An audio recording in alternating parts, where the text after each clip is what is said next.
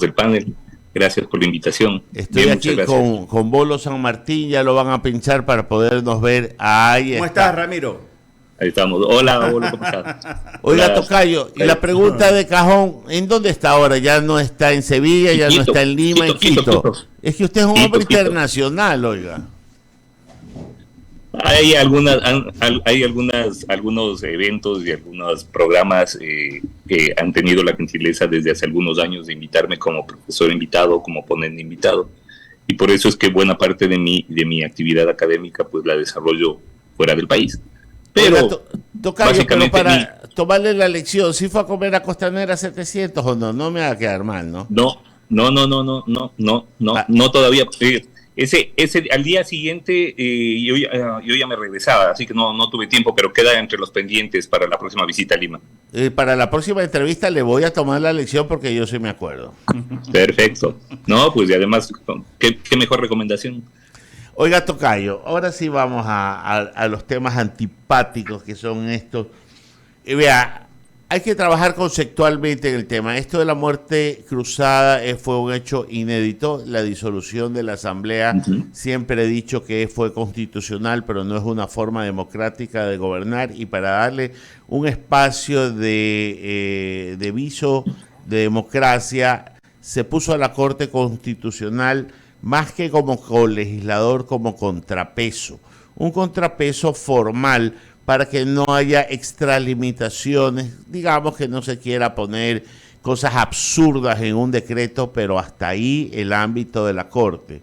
Con este antecedente de introducción que le doy, tocayo, ¿usted cree que la actuación de la Corte ha sido la correcta o se ha extralimitado en aquellas atribuciones que la Constitución, en este caso de excepción, le otorga? Mire, tocayo, yo creo, primero que nada, como usted bien señala, este es un escenario inédito. Es la primera vez en la historia republicana del Ecuador que se disuelve un legislativo sin romper la Constitución. Esto nos aboca a digamos, a un escenario poco irregular, pero además temporal. Y esos dos aspectos hay que dejarlos claros. Es irregular porque en un Estado social y democrático de derecho, en un Estado constitucional de derecho, las leyes tienen que tramitarse por parte de un órgano legislativo democráticamente elegido, que en este momento no tenemos.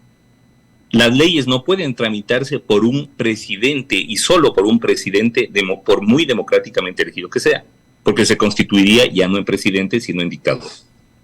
Y es por eso, para evitar eso, que la Constitución ha establecido el control que hace la Corte Constitucional, que no es meramente formal, porque de lo contrario, claro, con meramente formal, el presidente podría mandar 20 decretos leyes y reconfigurar completamente el país, sin ningún contrapeso político y democrático. Podría, bajo esos argumentos, por ejemplo, reformar el sistema de seguridad social, asumiendo una supuesta urgencia económica. O podría establecer nuevas relaciones laborales, flexibilización y precarización laboral, bajo el argumento de supuesta urgencia económica. Y con el argumento de que, además, la Corte Constitucional no puede entrar a debatir y analizar el fondo de los, digamos, de la ley. Entonces, claro, la Corte Constitucional, para evitar este escenario, que sería un escenario bastante autoritario, ha dejado claro dos cosas. Primero, que los decretos leyes que puede emitir el presidente, que puede enviar el presidente, pueden ser derogados por la próxima Asamblea Legislativa que llegue. Porque eso lo establece expresamente la Constitución. La Constitución, eso ya estaba claro. Sí, claro. Y segundo, que solamente se tramitarán como decretos leyes aquellos que impliquen un requerimiento urgente que no puede esperar a los 2 meses que faltan para tener un nuevo órgano legislativo. Claro, hoy el presidente ha jugado también con los argumentos y de manera un poco tramposa, porque dice, bueno, a ver, un momentito, el que establece qué es urgente soy yo. Entonces, bajo ese argumento, cualquier cosa que yo mande, ustedes tienen que pasarla. Esto sería antidemocrático. Pero además hay otro tema, y es que en condiciones normales, si existiera la asamblea, el presidente podría mandar un proyecto de ley urgente a la vez. Aquí está mandando de a 2 y ahora anuncia que va a mandar de a 3. Entonces, claro, ¿qué es lo que se está tratando de hacer? En estos últimos meses de gobierno, meter todo toda su visión respecto de la política económica del país. Y ya hemos visto que, ojo, se calificó, o sea, se envió como decreto ley urgente un proyecto de ley de zonas franjas. Pero dígame usted, ¿qué de urgente tiene eso? Más allá de los reparos de fondo que podemos tener sobre ese proyecto de ley de zonas franjas. Tocayo, lo bueno de hablar con personas inteligentes es que podemos discrepar. Ya, yo sí soy de la idea que la urgencia la debe determinar el jefe de Estado, por razones de administración, porque el jefe de Estado es el que tiene el problema de la caja fiscal, es el que tiene el problema de saber, y voy a ser metafórico, cuántos glóbulos rojos le alcanzan para vivir por lo menos 6 meses más, y determinar eso sí es su prerrogativa. Entiendo muy claro también su posición de que debe ser un ejercicio prudente, totalmente sesudo del jefe de Estado en no utilizar esta herramienta como en algún momento algún abuso de interpretación por parte del ingeniero Febres Cordero en su gobierno dijo que su obligación era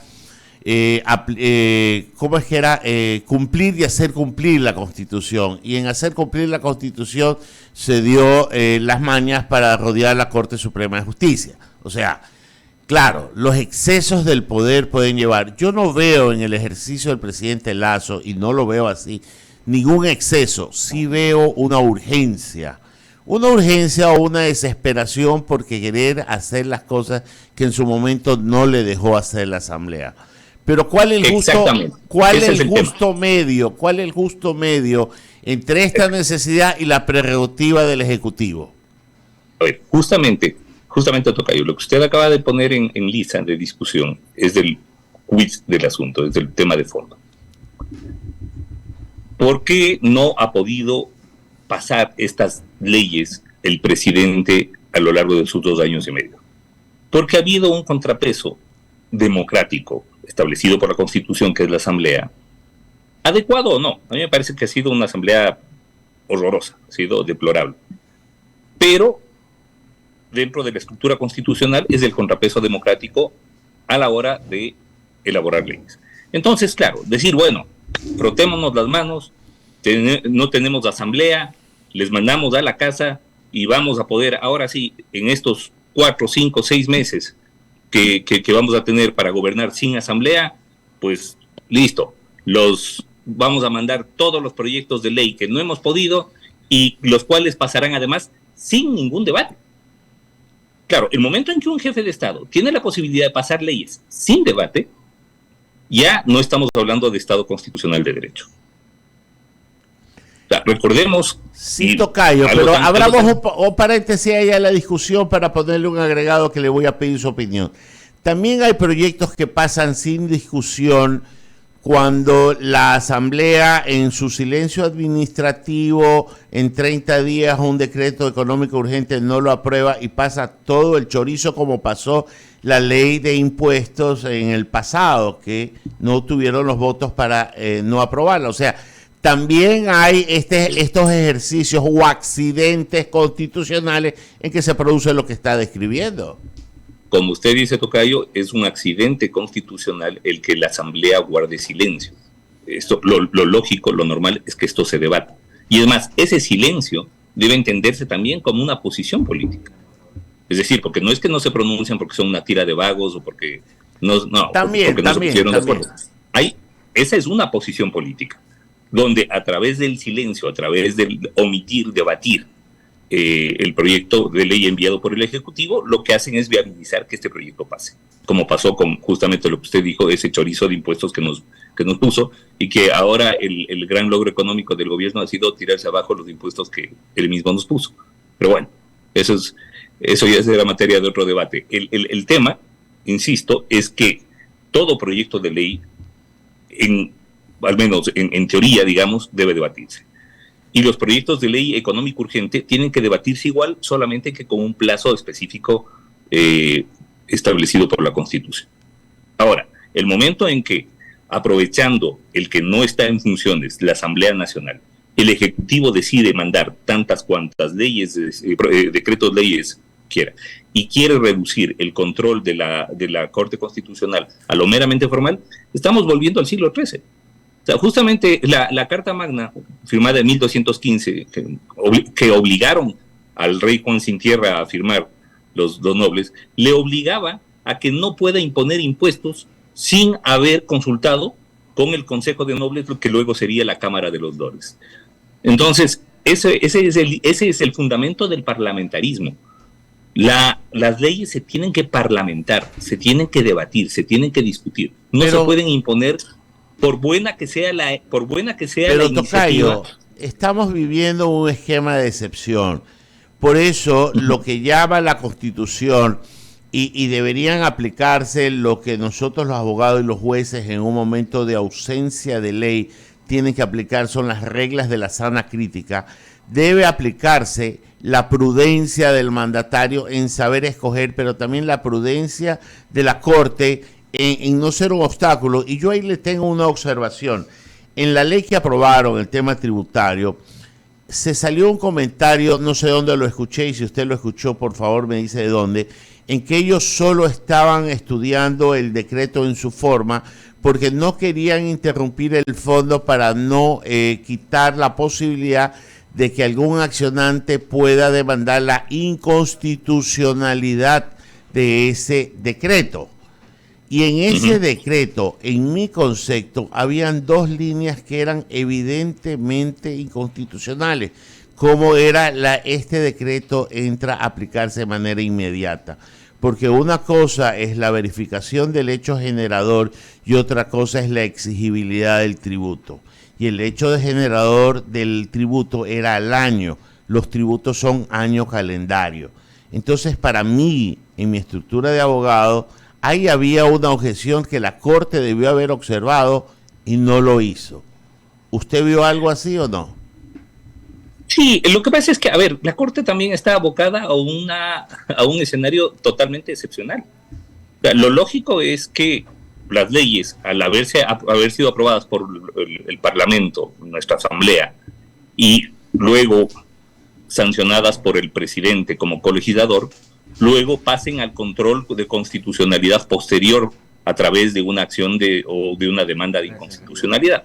En este caso, sin que exista demandas de inconstitucionalidad, la Corte tiene que conocer estos decretos leyes y pronunciarse. Y justamente dentro de esa línea de pensamiento, la Corte ha considerado que lo lógico es que aquello que sea eminentemente urgente se pueda tramitar a través de decretos leyes. Y lo que no sea eminentemente urgente, entiéndase, lo que no pueda esperar, lo que pueda, mejor dicho, esperar los 2 meses que falta para tener una asamblea, pues entonces habrá que esperar que esté la asamblea.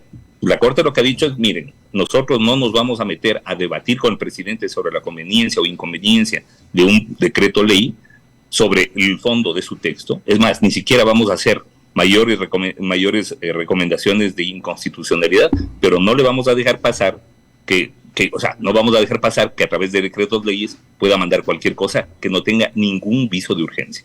Ese ha sido el mensaje de fondo de la Corte, y creo que no lo va a cambiar en estos 2 meses que falta, porque ojo, ya le marcó la cancha. Sí, por supuesto. Ya le dijo clarito, usted puede decir misa, claro, si mañana viene el niño, por ejemplo, y para esto es necesario establecer una reforma presupuestaria o una reforma legal para generar, por supuesto, le vamos a tramitar. Pero si usted quiere mandarse un rollo que reforme temas estructurales y que resulta que pueden esperar no solo dos meses, sino porque son temas que se vienen debatiendo desde hace años. Por ejemplo, la reforma a la seguridad social. Entonces, que vengan a decir que eso no puede esperar hasta agosto, claro, la Corte Constitucional lo va a rechazar. Y creo que hace bien. Y un tema para discutir, tocayo, antes de darle paso a Bolo, cuando la Constitución analiza el tema de la muerte cruzada y da esta capacidad a la Corte Constitucional un poco para suplir una urgencia legislativa, y entiéndase, una urgencia legislativa, se olvida de la otra facultad del legislativo, que es la fiscalización. ¿No cree que en algún momento de estudio, ya para un tema de laboratorio de abogados, sería bueno también poner una suerte de que alguien pueda hacer un control fiscalizador en esta misma época, porque sería una suerte también de un contrapeso necesario, porque ahorita el gobierno está sin esa capacidad de ser fiscalizado por un órgano autónomo? Claro, o sea, estamos en un periodo sin fiscalización y sin legislador natural, digamos, sin el legislador que establece la Constitución. Entonces, ahí creo que ese es un escenario que obliga aún más a que la Corte Constitucional sea muy rigurosa a la hora de decidir qué tramita y qué no, porque de lo contrario se convertiría en una dictadura de 6 meses. Y en 6 meses se puede cambiar completamente el país, para bien o para mal. El problema es que, claro, ese para bien dependerá de quién sea el que esté en el poder. Entonces, claro, de acuerdo al gobierno, por ejemplo, una flexibilización laboral podría ser, dentro de su visión liberal de la economía, podría ser urgente y necesaria. Pero esto sería devastador para los sectores sindicales. Entonces, hay que entender que son temas que no se los puede ver en blanco y negro, que tienen una serie de matices, y que justamente son esos matices los que se deben debatir a través de un legislativo democráticamente elegido. Al no tener el legislativo, la Corte Constitucional lo que ha hecho es ponerle un sedazo al tema, ponerle un límite y decirle, mire, por aquí solamente va a pasar aquello que sea eminentemente urgente. Lo que no tenga visos de urgencia, entendido como que no puede esperar los 2 meses que falta para que se elija un legislativo democráticamente, no lo vamos a tramitar, punto. Y creo que van a actuar así el presidente se pare de cabeza, porque además el presidente no tiene ninguna otra facultad, ni posibilidad de obligar a la Corte Constitucional a hacer lo que no quiere hacer. Correcto, tocayo. Le paso a Enrique San Martín. Siempre es un gusto conversar y discutir con usted. Muchas gracias. Lo mismo, gracias, tocayo. Ramiro, la bienvenida al otro Ramiro. Ramiro, cambiemos un tanto de tema, ¿no? Sin perder, obviamente, la línea de lo que estamos conversando. Mira, ayer con mucha preocupación hubo una reunión del Comando General de la Policía. No sé si fue, creo que fue antier. Pero en todo caso, ellos anuncian, hay 286 miembros de la Policía Nacional que fueron, separados por varios delitos, pero no obstante fueron reincorporados. Y eso obviamente genera preocupación en la ciudadanía, porque estoy viendo ahí que van desde infracciones menores y otras que son graves también. Pero sin embargo, están dentro del cuerpo policial. O sea, estamos hablando de depurar las instituciones del Ecuador, y una de las importantes en este caso, como es la policía encargada de preservar, de cuidar nuestra integridad y seguridad, pues mira, tiene redondeando, 290 miembros que han sido reincorporados, pero insisto, habiéndose detectado irregularidades en el ejercicio de su función. Sí, a ver, yo creo que uno de los problemas que adolece la policía y también en parte las Fuerzas Armadas desde hace mucho tiempo es el control disciplinario que ejerce sobre sus miembros. Un control disciplinario que muchas veces tiene una serie de fallas de carácter procesal, fallas de carácter jurídico, que luego terminan generando pues acciones judiciales, específicamente acciones constitucionales, y la restitución de los miembros. Es fundamental para la seguridad jurídica del país, la seguridad jurídica de la policía. Y esa seguridad jurídica de la policía solamente se puede generar con procedimientos claros, con procedimientos adecuados al debido proceso, al derecho a la defensa y en general a la Constitución. Y esto no se da. Entonces, no, porque habría que además analizar caso por caso, porque como usted dice, hay algunos casos graves, pero hay otros casos leves. Y uno dice, ¿por qué por una infracción leve se le ha separado al policía. Esto no tiene sentido desde lo constitucional. Y luego habría que ver en las infracciones graves si es que ya existe sentencia en contra de estos policías o si simplemente se les ha iniciado y culminado una acción disciplinaria sin que existan decisiones judiciales en contra. Eso también habría que determinar. Claro. Entonces, claro, todo esto sumado a también a posibles errores judiciales y más que errores judiciales, a abuso por parte de nuestros jueces de las decisiones en materia constitucional, que también ha habido, y eso hay que reconocerlo, por supuesto. Pero yo creo que la policía debería empezar por una auditoría interna a sus procesos disciplinarios y a su asesoría jurídica, porque no es posible. 285 miembros restituidos significa 285 juicios perdidos. Así es. Entonces, ¿cómo hacen para perder tanto y para perder todo? Entonces, ¿qué abogados, qué asesoría jurídica tienen? Entonces, vemos que es necesario reforzar por ahí también la cosa, ¿no? Porque de lo contrario, esto se va a prestar para una serie de abusos. Pero después de haber perdido 285 causas, yo creo que lo menos que puede hacer la policía es decir, bueno, algo estamos haciendo mal.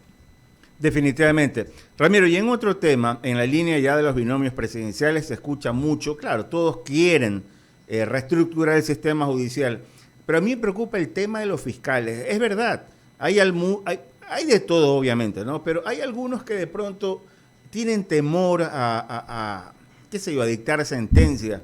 Y ya se ha demostrado, hay algunos que terminan la audiencia y a la salida los han matado. El tema es, algunos se pronuncian, me refiero a los candidatos presidenciales, dictar sentencias vía telemática. No hablan tanto del tema de los jueces sin rostros, en algún momento lo implantaron en Colombia, pero no creo que hubo éxito. Pero digo, no funcionó ni en Colombia ni en Perú. Ni en Perú. ¿Y la vía telemática podría ser una solución, Ramiro?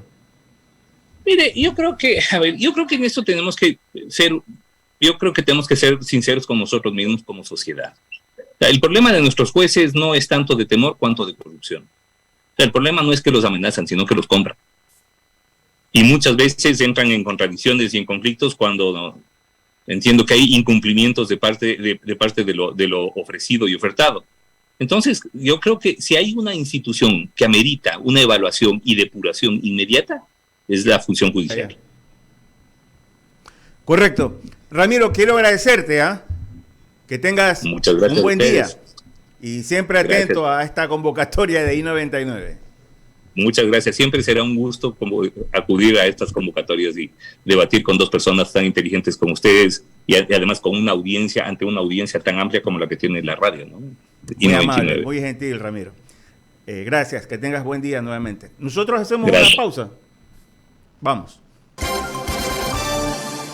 Hacemos un corte y enseguida regresamos. Inicio de espacio publicitario. Si la placa de tu vehículo